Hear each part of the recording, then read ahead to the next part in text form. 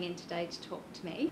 From your clinical experience, what have you found really useful that a clinical educator has done? Sure. Certainly the clinical educators that I've had in the past have provided lots of really specific feedback, which has been really helpful. So things like using a certain tone of voice with children, things like not giving too many instructions and repetitions when doing assessments of children's abilities, for example, and also providing some written feedback so that I've got something to reflect back on later after I've left the clinic for that particular day. Jodie, do you have anything to add to that? I'd agree with that. I find that my most recent CE has given me very specific feedback from that session, giving me examples of what I did well or little tips as to what I could improve on. I also found it handy that one of my CEs gave me very specific information about her expectations and requirements of me from early on. So that was that notes were to be uploaded by a certain day, a 2-week turnaround time for assessment reports. And I think as well, my current CE has, unbeknownst to me, found the right time to tell me when to push myself and increase expectations and requirements of me. So that was really good as well to give me that bit of extra push that I needed. Can you identify anything that has made a clinical placement difficult?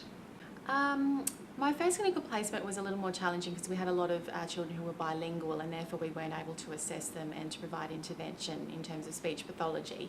So that was a bit of an obstacle. And then another element that has been correspondent across both of my clinical education experiences has been, I guess, a lack of support from the staff that are employed in that particular setting.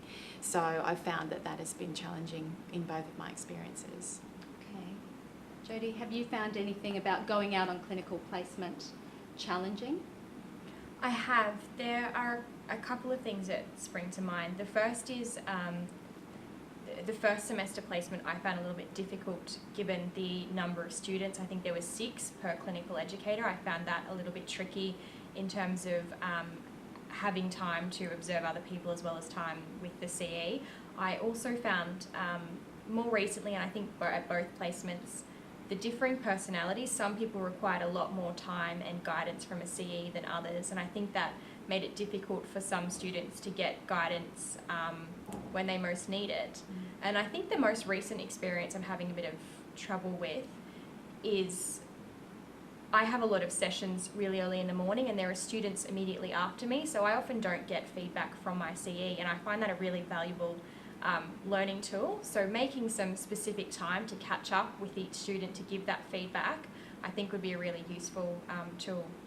Jodie, you've already answered my next question, but perhaps Rachel, can you add anything, or can you think of something a clinical educator could have done that would have made the situation different? Yeah, I think if a clinical educator is able to, I guess, support us to involve the staff in greater levels. So I think the onus is certainly on the students to maybe do some in-services of the staff in the workplace, but then it's good to have the guidance from a clinical educator as well. And I think some of those strategies to provide feedback, as Jodie mentioned, was things like setting up a drop box or some kind of organised system where everyone can access the same resources, and then it's there for whenever you have the time and the CE has the time to be able to jump in and modify session plans and give feedback, for example. Yeah, I think that's a good idea. I think even as well, having the CE highlight their expectations and requirements really early on in the semester. I have 2 CEs at the moment, and one has been very specific about when turnaround times need to be, and I think that really helps me in terms of organisation, knowing where I'm meant to be going and what's required of me, and that is that it's essentially my session. I'm the one there to organise the session plan with support, not the other way around, relying on the CE. So just getting that expectations of me and what's required of me really early on.